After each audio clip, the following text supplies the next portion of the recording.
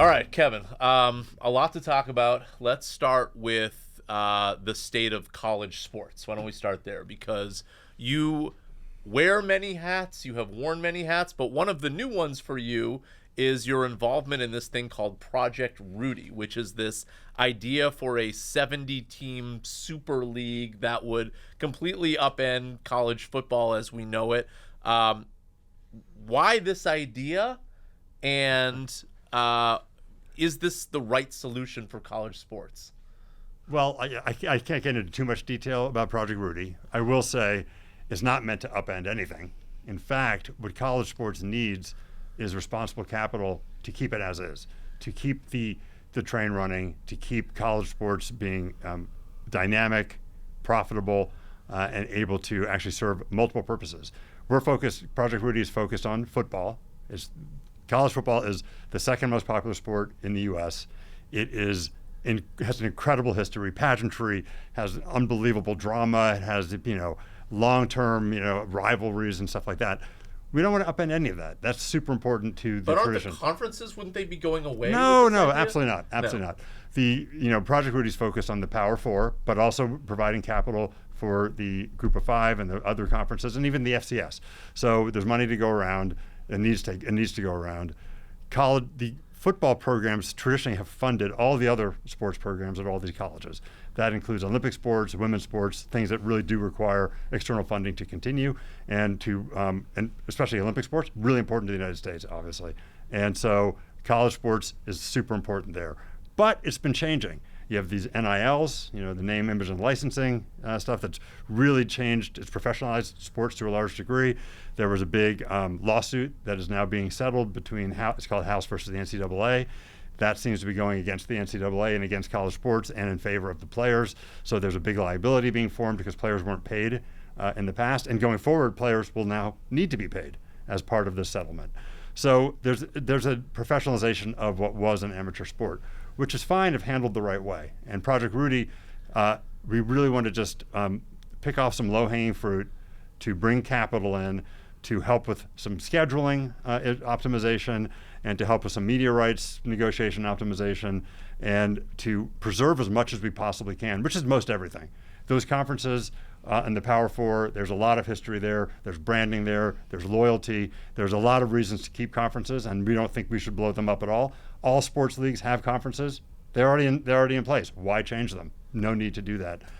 There's just a few things that need to be tweaked with college football, and I think it can generate a lot more revenue and be supportive of all those other sort of very important aspects to college sports, which are in peril right now if something doesn't change. Would this, though, eliminate the games that are currently on the college football schedule where those Power Four conferences are playing smaller schools? Would that go away? Not entirely, but that would be reimagined. I mean, Power Four schools playing Power Four schools, even if they're not the most marquee matchups, attract a much larger audience than some of those games with outside of the Power Four. So those should probably be rescheduled to some degree. What has been the feedback from the Power Four and the NCAA to this idea? Well, we promise confidentiality to everyone we've spoken with. We've spoken to many, many, many schools, ADs, and presidents. There is general acknowledgement that things need to improve and need to change, given the dynamics I just described, paying players and deficits that are now accruing within all these athletic departments. So there's an acknowledgement things need to change. There's been private equity that's been coming in and attempting to invest directly in conferences on an equity basis or a debt basis. We think that just throwing money at the problem without trying to optimize the underlying opportunity is a mistake. So we want to really take that opportunity, optimize it, bring capital in, but then have a very rational business that actually provides capital to the colleges on a long-term basis. Just to make sure I understand that, the idea would be you infuse this with capital, so now the teams all have money to spend on NIL, but then you optimize the media rights so that there's more money coming in the door after the... The key is optimizing the audience. When you optimize the audience, everything works. More advertising money flows in, so media companies are happy. You can, if you do things right, you can optimize the actual media rights revenue for the colleges, and on a net basis, I think that all the different parties can actually be better off. Within a vastly expanded audience, it is much smaller than it could be, with just, again, a few tweaks. It's not a massive reorganization of these schedules. you can bring in a bigger audience, and that brings in fresh revenue to the whole ecosystem. And then how you split that revenue is what needs to be decided. But you can split it in such a way that every single constituent is actually doing better than they were. So given you can only say so much, is there a point coming soon where we will learn more about this publicly? I hope so. Yes. I mean, that is the intention. We couldn't just do this on a stealth basis forever. But I'll let you know more when there's an opportunity to do so. Okay.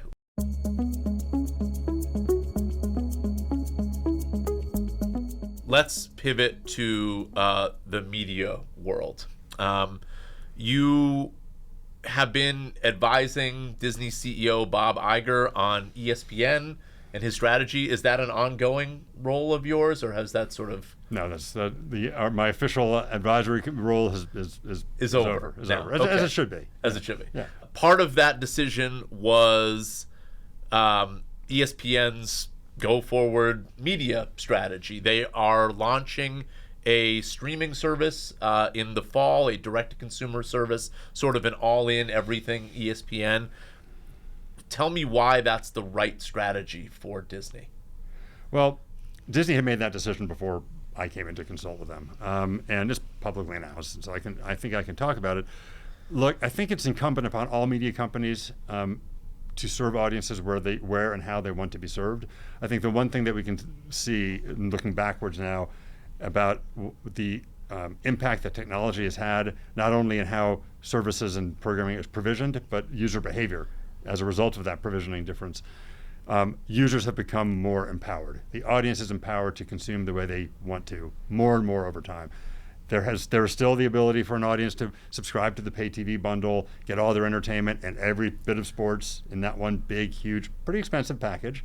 Or now they can be a little bit more selective and go through streaming services, watch things in a modality that is much better for them. And also, when you're on a streaming service on an interactive platform, advertisers are served better because you can now do dynamic, targeted advertising that on a linear network you just can't do. Everyone gets the same ad. Imagine if everyone got an ad that was tailored to their predispositions and what they're in the market to be buying. That data is knowable, and you can now target ads in a very high quality streaming environment on interactive platforms. So there's benefits to going direct to consumer. Consumers want it. It's a mode that they love. You can add features, and I know ESPN is doing a great job on their roadmap to add really cool features to something you can't really do on linear media, and advertisers benefit too. So I think it's an inexorable, unstoppable change that's happening, and ESPN is, I think, and Disney is cleverly reacting in the right way to it. So they're doing what consumers want, and that's what you have to do.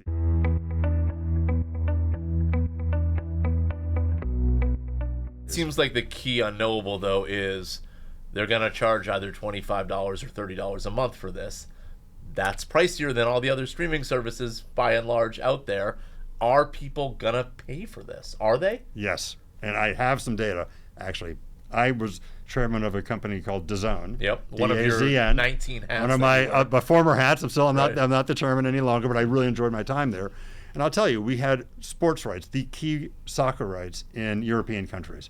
In Italy, with something called Serie A, La Liga in Spain, Bundesliga in Germany. These are the premier leagues of soccer, which is the most important sport in each of those countries.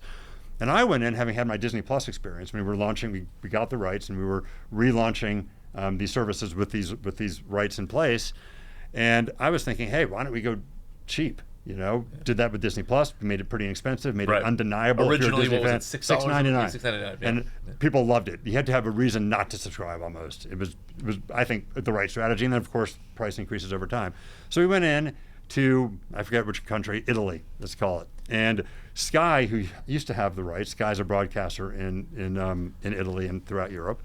They had the rights, and we got them. And in Sky, you'd have to buy an entertainment package, 15 euros or 20 euros. And once you had the entertainment package, you then had to buy up into the sports package for 30, 35 euros, depending on the package you got. Pretty expensive. And we thought, hey, we're going to go into Italy, and we're going to charge half the price, and you don't have to do a buy-through for the entertainment package. You go just sports, 19 euros. We're going to expand the base. I think there's 2.7 million subscribers to the Sky package at pricing I just described. And we thought, hey, there's elasticity here. If we charge less, just like we did with Disney Plus and ESPN Plus, by the way, that was also $4.99 when we launched it in the U.S. to great success. We're going to grow the market. Well, instead of 2.7 million subscribers, I don't know, we got 2.8. So we're confused. Like, what's going on? The price didn't make any difference. Then we decided, well, if there's that little price sensitivity, let's raise the price to the old prices. We took from 20 euros to back up to 30, 35 euros. Again, a little cheaper because we didn't have the buy through on the entertainment side that Sky, demanded. And we got back to the same, we lost 100,000 subscribers plus or minus, we got back to the same base. So there's a number of people, fans in a given market, and this is just from my absolute direct experience, that are willing to pay for sports. They're relatively price inelastic, meaning they don't care very much with how much they're paying, within reason. Obviously, if we charged 80 euros for that, and we'd have no subscribers, and people would start pirating and all that, and the other actions people take. But within a reasonable band of pricing, there is pretty inelastic. So I think, I'm not sure ESPN's going to price that, $25, $30, $35, whatever it is. I think that's within that band where you're not going to see a huge amount of people balking at the price. So I do believe sports fans, the question is, how many sports fans are there that are willing to pay? How many what's the equivalent of 2.7 million in Italy? Do you have sort of a read on that in this country?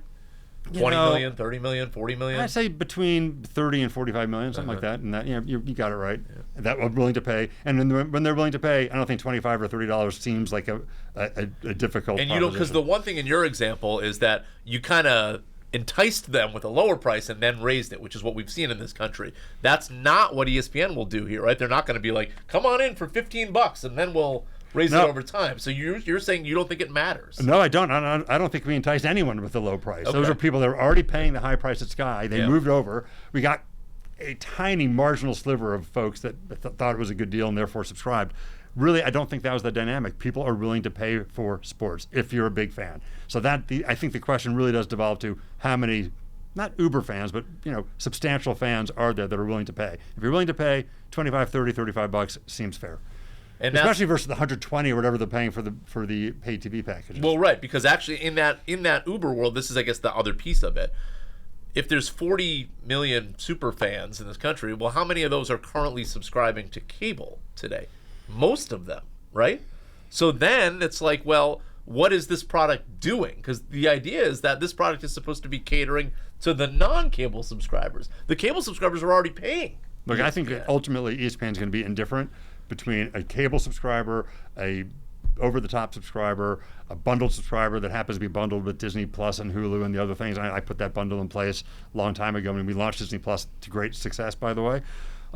So I think the modality by which people will interact with ESPN is going to be a point of indifference for ESPN. But they provide the different avenues. If someone wants to be a pay TV subscriber, great. They'll have authenticated access to the ESPN app. They'll get all the better experience, as I understand it anyway. Again, I haven't been there for a bit, but I think that's true. And if you don't love the pay TV package, you feel ripped off, you feel like, hey, all my entertainment is being taken care of with my other streaming services.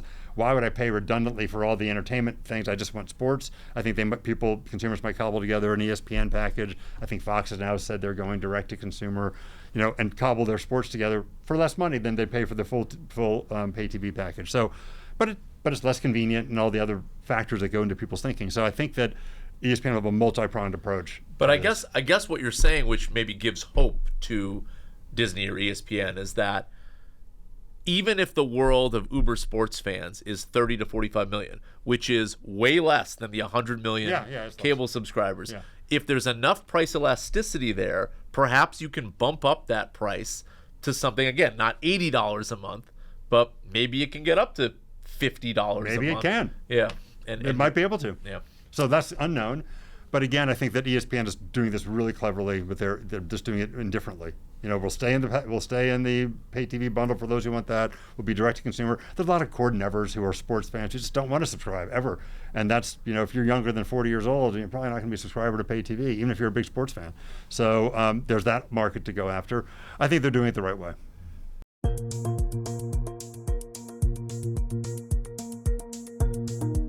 Another big question, big ESPN Disney question is, should Disney spin off ESPN? What are your thoughts on that? It's a tough question. I'm not sure. actually. I legitimately am uncertain about what I would do there. Sports, does offer a high degree of engagement.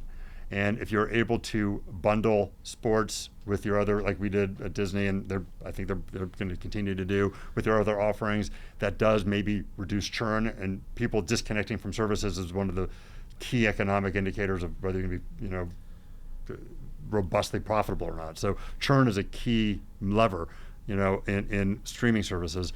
And if you can create clever bundles that create stickiness and that tie sports fandom into the fandom of Disney, brands and franchises and Hulu and the rest, great.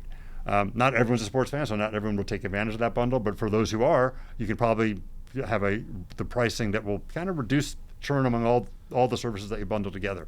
By the way, this bundling, concept is super important. There's this great rebundling that's going on.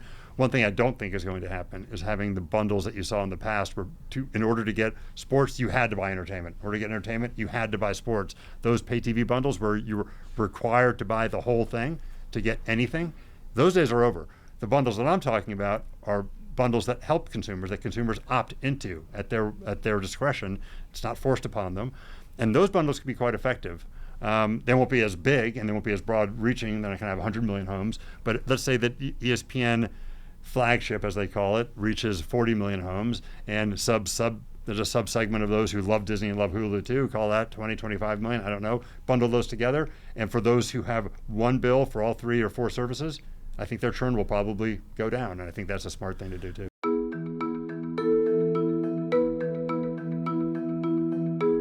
One of the things that you did help Bob Iger and Jimmy Pitaro with when you were advising was the concept of Venu, which then never ended up launching.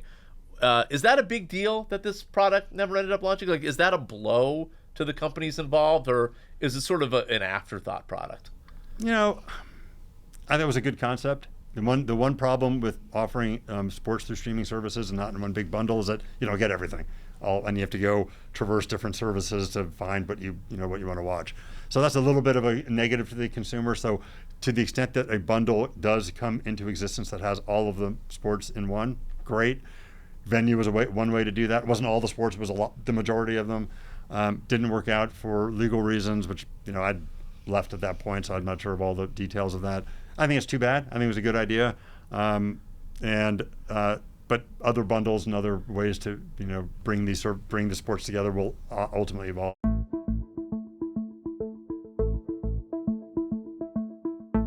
You talked about the value of sports to mitigate churn in these bundles or in a particular streaming service.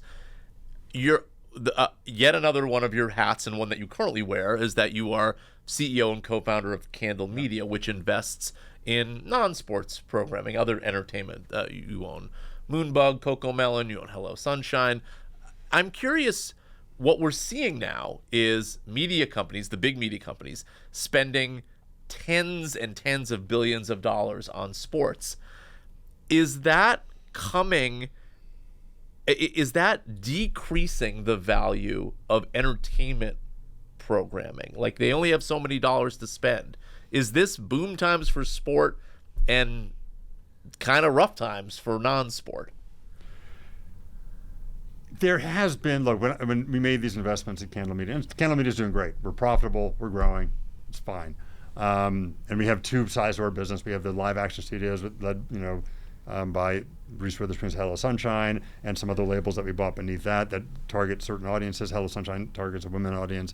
And we bought that company at, back when growth was paramount for all streaming services. And to get growth, you had to have content, and that content expenditure was growing quite dramatically. No question that's been curtailed. There was a moment a couple years ago when Netflix, for the first time, lost subscribers. You'll remember this well. And that pivoted the entire investment thesis away from growth at all costs to profitable growth. Yeah. Growth's still important, has to be profitable. This was like the first half of 2022. Yeah, so that was a while back, but that did change the dynamics quite a bit. What I've preferred as an owner of independent content, for that arms race to have continued the way it was, at the same pacing, obviously.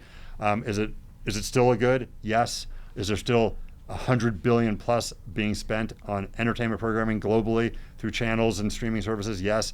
We're a tiny, tiny portion of that. So as you can imagine, we create very few, very high quality shows on the sort of live action studio side. So we're floating at the very sliver of market share, less than 1% of all of the market. So things that are happening, whether it's going to be 110 billion or 97 billion being spent on content, doesn't affect us quite as directly as you might think. But harder to sell projects than it was in the past. There's just a higher bar being served to us by our customers, and you gotta meet that. Luckily, we have very premium content. We've been able to do pretty well, and we're still growing it profitably. So that's been good. On the Moonbug side, with kids entertainment, focused on YouTube and expanding beyond YouTube, that has been a huge win. Very, very profitable. Growth in many different areas. So that's been a really great platform for us.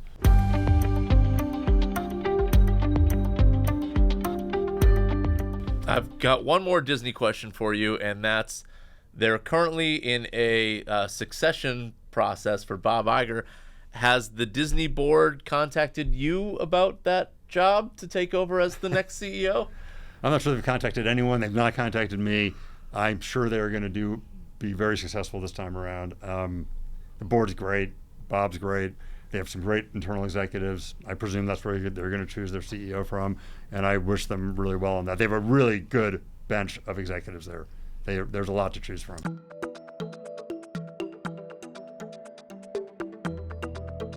We keep hearing about this idea of consolidation among the big media companies, but other than Paramount, we still haven't really seen it.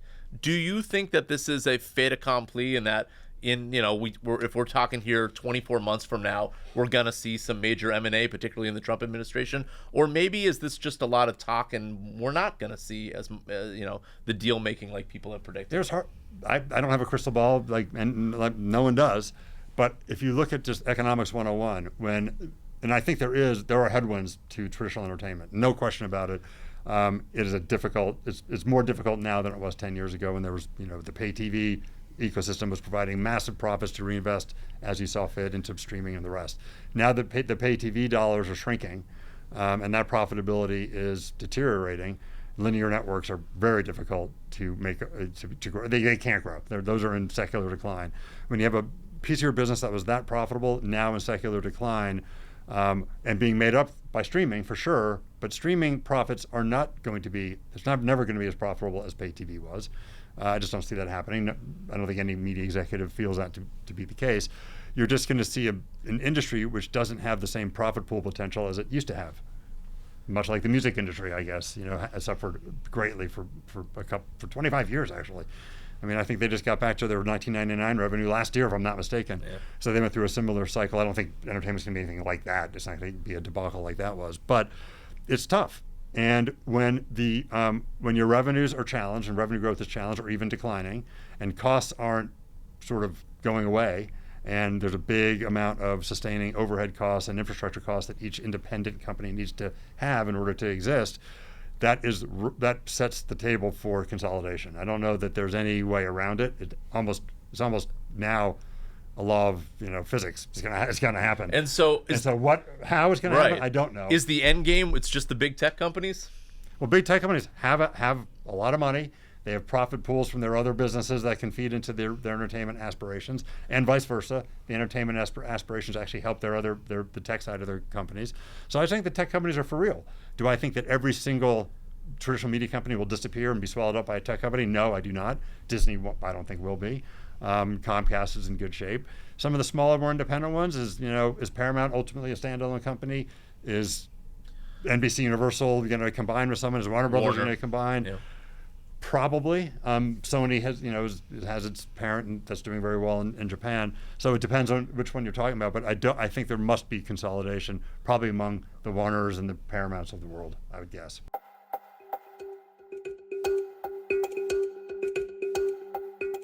All right, one topic that I have obsessively thought about and talked to others about, because I see it with my own kids, is that they are sports fans and have no interest in watching games. And I know the leagues themselves now are really thinking about, is this just like a generational thing that these kids are going to age into, or are we grooming a generation that are simply uninterested in this? Like, they can't stand the commercials, the games are too long. I'm curious to hear your thoughts on that. Well, we have young people that have grown up being habituated to TikTok, YouTube, right? The former Instagram. TikTok CEO. I spent some time being CEO of TikTok. The best 3 months of your life.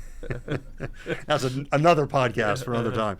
But it was really amazing, and I learned a lot, and it was just an amazing adventure.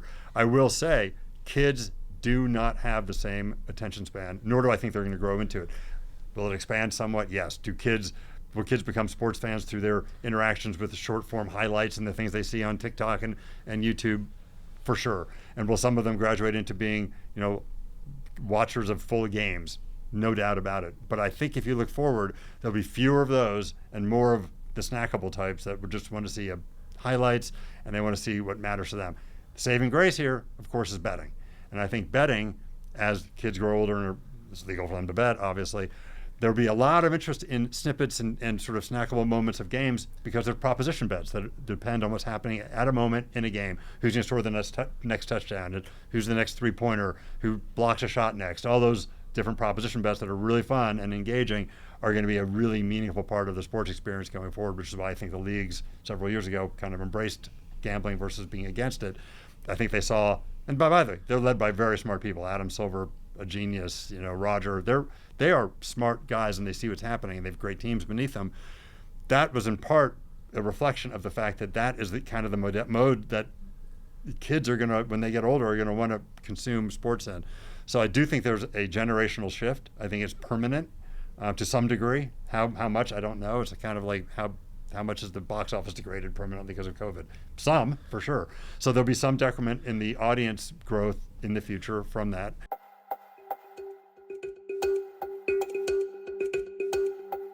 What we've seen at the box office, though, is we've seen a material loss in their business. Do you feel like the degradation may be enough that we start to see these live media rights, which explode, 3x each time, finally start to come down a little bit?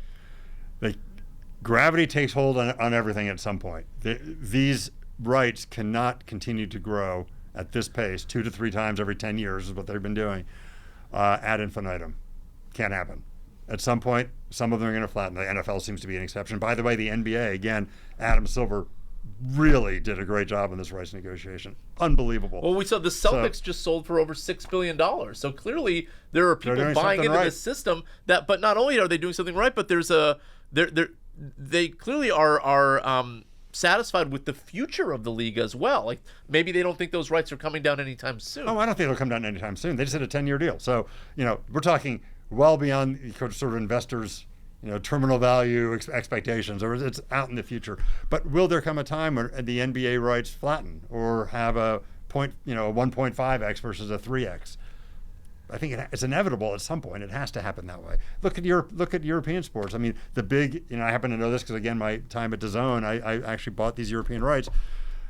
The big league in Italy, down. The EPL, the English Premier League, has been down and flat for the last 3 cycles. So there is precedent in real markets with really big sports properties where they decrease. ESPN just opted out of Major League Baseball for but what's going to happen to baseball? Exactly, baseball's not going to 3x, and who knows? Maybe they will. But there is gravitational pull to everything, and maybe other than the NFL, there just is. And so again, laws of physics, they hold, and it can't go up forever. Great, Kevin. Thank you. Sure thing. Appreciate it.